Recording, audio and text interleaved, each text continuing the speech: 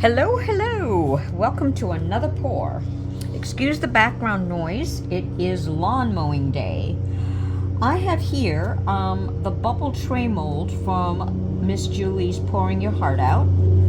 And this is kind of an idea that I thought of actually on my own because a lot of times I depend on other folks who pour and have wonderful creations, and I like to copy them. So this one, I thought, how about if I try like little blooms in this bubble mold? So what I did is I did 30 grams of A, 30 grams of B, and I put 20 grams aside.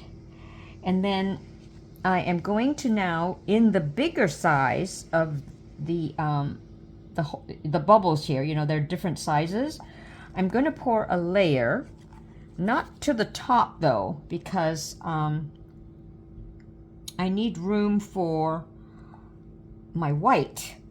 So let's see where else. So just the bigger ones, and I think there's a big one and then a little bit slightly smaller than that big one. So like these here. So so feel free to fast forward while I fill. Maybe I needed more resin.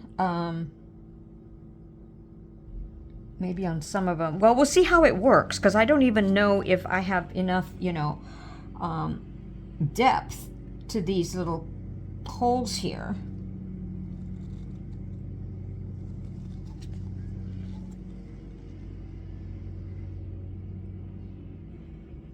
Okay, you know what? I'll just finish up the resin that I have, you know, because I'm sure the 20 grams that I put aside will be enough.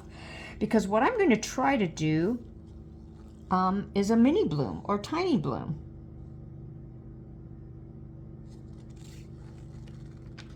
Okay. And then on these, I'm just going to use 3 colors of alcohol ink. Oh, there was a big one there. Let's see, could I don't think I have enough. Maybe I'll do something different, you know, it doesn't have to all be that way, right? So peach red, and I'm using alcohol inks from Picasso. And I'm just going to put 1 drop in there, 1 drop in there. Oops. Darn it. Darn, darn, darn. Let me try and get that out.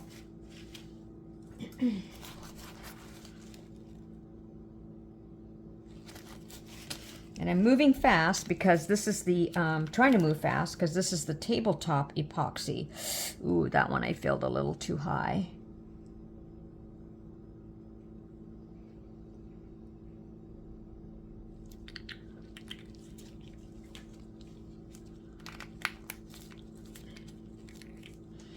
Let's see if this will work. Because I've done these mini blooms like in disc molds. So, well, I'll put 2 greens together. This time I thought, then I remembered that I had this wonderful fun mold of Julie's, and I said, well, what if I tried, oh, I might have to suction that up. I don't want to do it now because it'll just mess up everything. Let me put another yellow one there. I think that's all I poured in. Gosh darn it.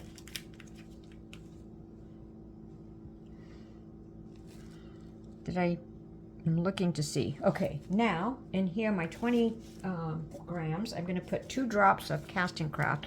You know, I am going to, well, oh. Can I get that out? Because once I put my white, it might just overflow. All right, I'll do my best. I'll see what happens. So I'm going to put 2 drops. Oops, let me get this out. I like this nozzle, but you've got to really push hard and turn the black knob quite a bit.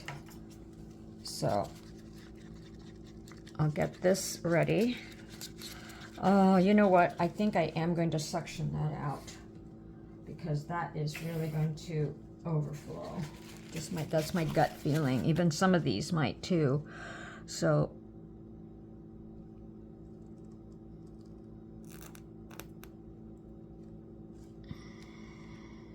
well, that didn't take very much out. Let me try again. Well, it did take some out. I think I had my syringe ready. Okay. So this one could use a little suction.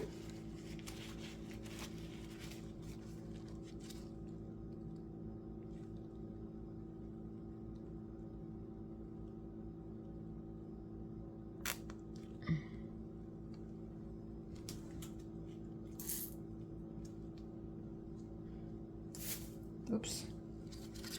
All right. I'll just see. I might have to do this all over again. That's okay. So I'll put my white in here.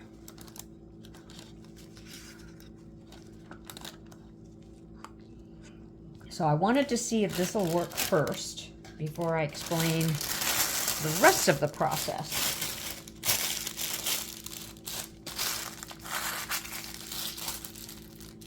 All right, please don't overflow, Bubbles. I'll be very sad.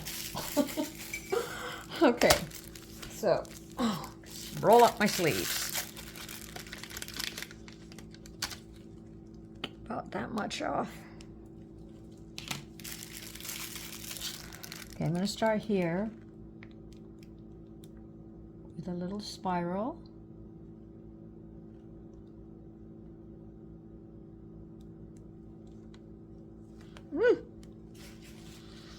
This one, maybe a little, this one. So this is a little risky because if one bloom turns out and another one not, you know, it might spoil the effect, you know, the entire piece. So we'll see. Maybe what I'll do is like maybe on the colors, do the same thing. So like, you know, the yellow are spirals.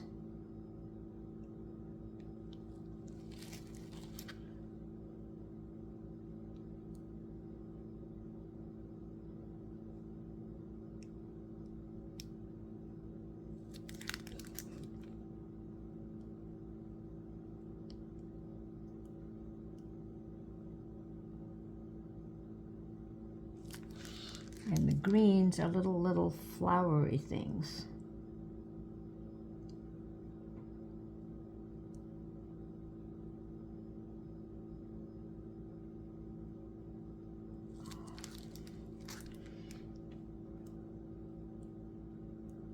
Little petals.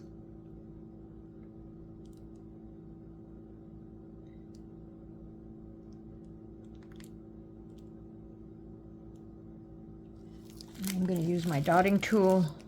Okay, now what should I do on this one? Maybe this little thing, the little rose petal ones.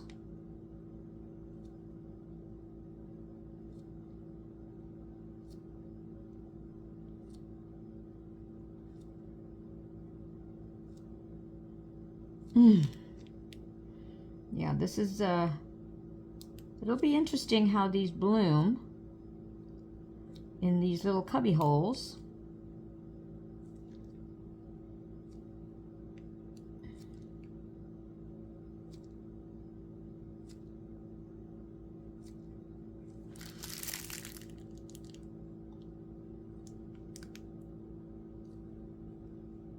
Maybe like in an overall, you know, if one bloom doesn't look nice or didn't turn out, it'll still be okay.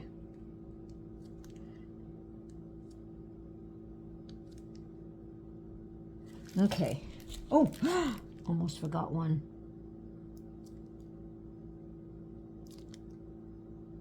Whoops. Ugh.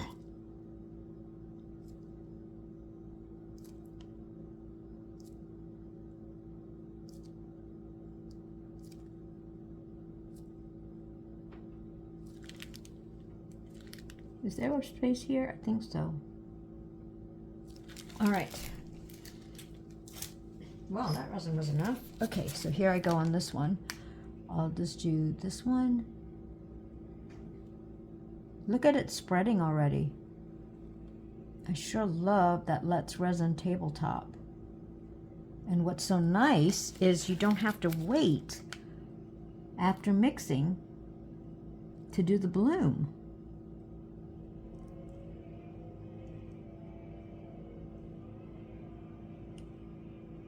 I should probably be lifting my...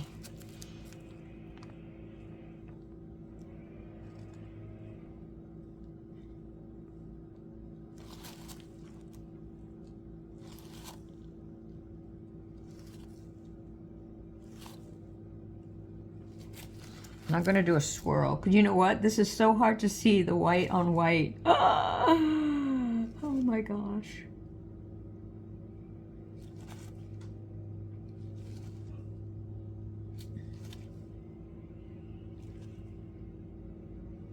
Now these I am going to bring into the center a little bit more.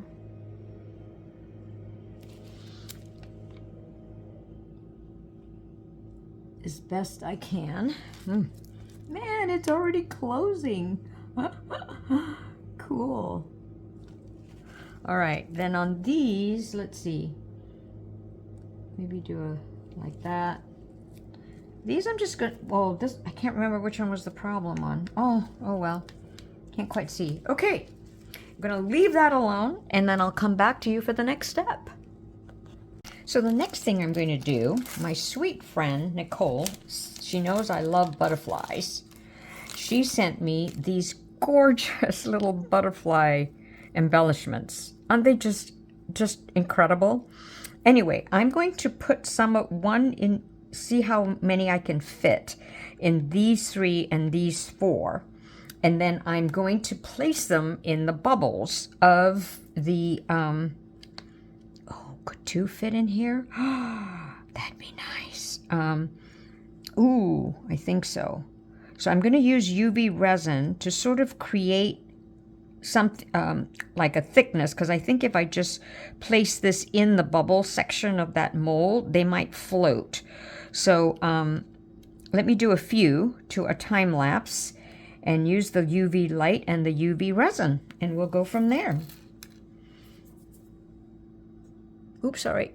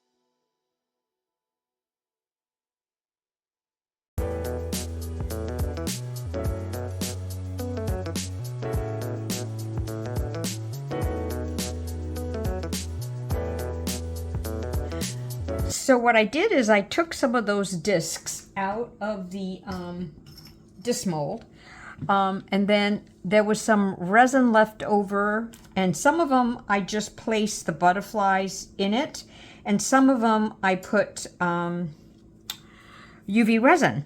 And now what I'm going to do is just fill the rest with some other decorations, and I'll do a little bit to a time lapse, and then I'll come back for the back coat or background.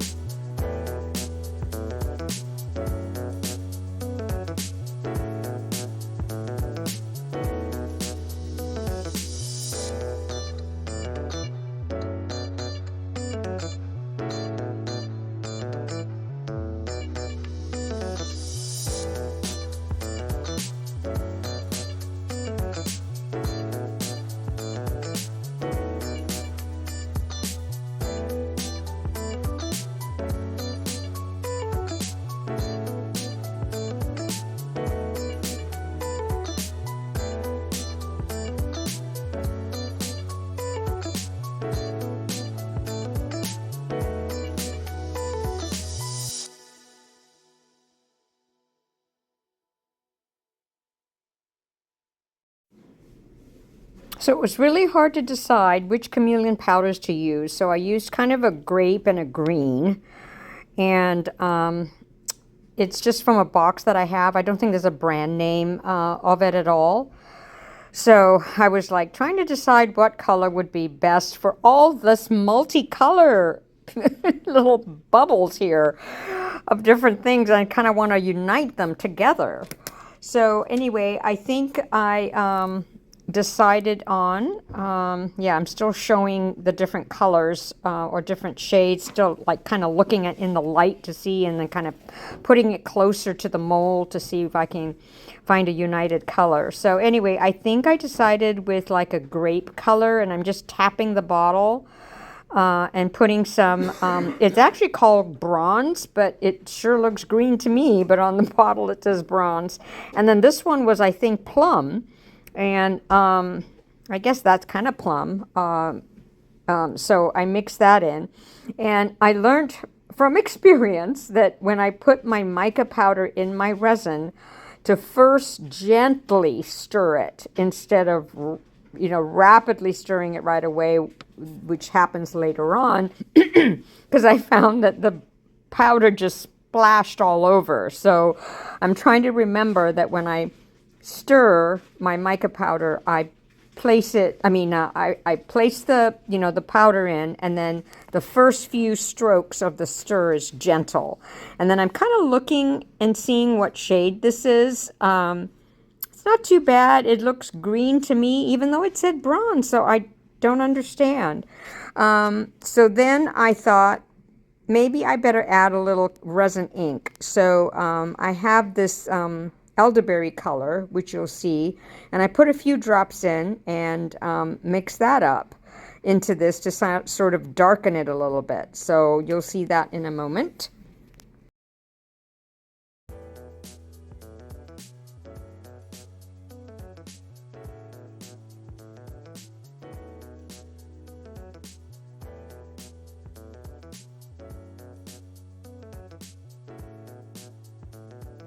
That's sure colorful.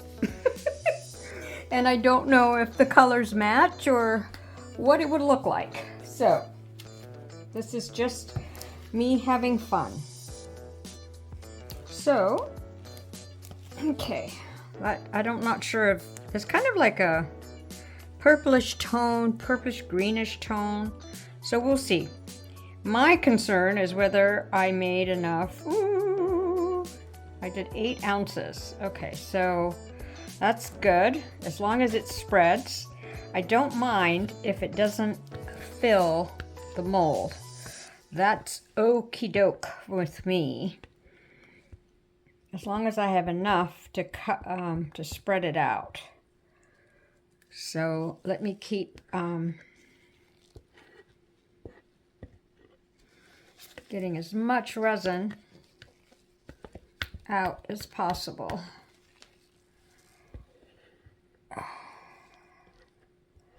So with color knowledge of someone who knows, you know, like this color, this matches with this match, you know, this color goes with this color. I wish I was knowledgeable in that. I'm not. I just go by what I see and feel, or just look at it. And I think with resin, with this kind of resin pour, you can kind of get away with things, I think, maybe. So I'm a doer of resin pours. I like things that are pretty, and when I see it, I like to try to do it with the permission of, you know, the person who created it. Certain people I know, certain artists I know, it's automatic that it's okay. So, to do what they do. And I'm so appreciative of that. Especially when they come up with fantastic colors, because they're more knowledgeable. Okay, or have an autistic eye. All right. So I'm trying to also clean my beaker here so that maybe it'll be easier to clean out, you know, when the resin cures in there. So let's see, that looks pretty. I can't wait to see how the blooms, the little tiny blooms turn out, if they do, and how the butterflies show up and all the other little embellishments. So wish me luck, and I will see you for the unmolding. I hope everything stayed in place.